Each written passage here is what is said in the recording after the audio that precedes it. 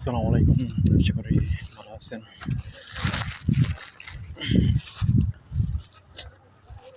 So এখন আসতেছি Saudi আরব কাজ শেষ করে।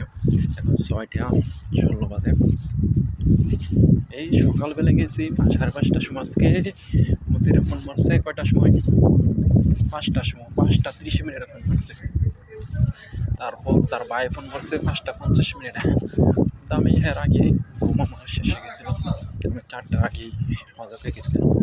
তারপর ২টার সময় ফ্রেশ হয়েছিলাম, ৪টার সময় ঘুমিয়েছিলাম, ৫টা ৫:৩০ ৪টা ১৬ মিনিটে আমি অবশ্যই ঘুম শেষে গেছিলাম। পরে জাগনা ছিলাম। সো একবারে পুরো ১৩ ঘন্টা কাজ হয়ে গেছে আজকে আমার কাছে।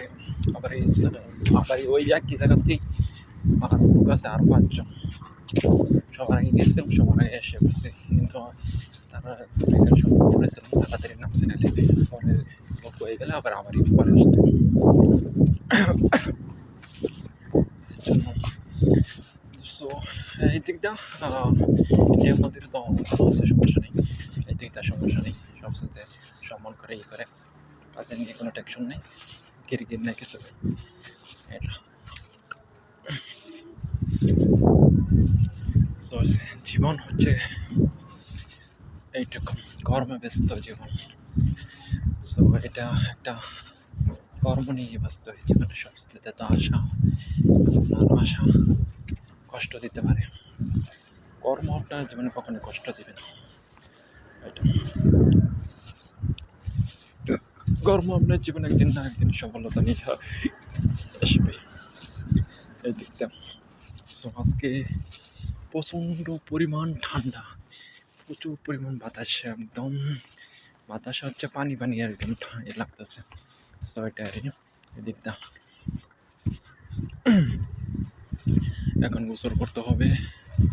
আজকে খাওয়া দাওয়া করতে পারি না করতে পারি সমস্যা নেই। এটা তাও এখন খায় আসলাম হালকা পাতলা বাস। সো এই দিকটা কালকে বৃহস্পতিবার, কালকে কাজ নেই, সেটার দিকটা।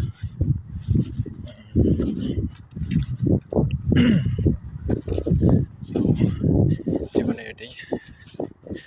সো এটা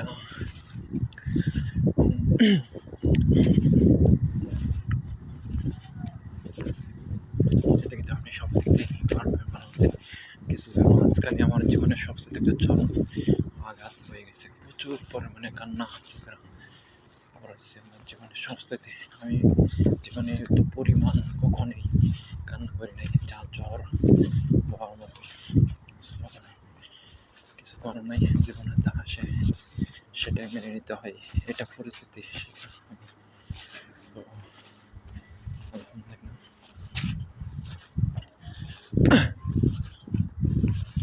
এদিকটা আমার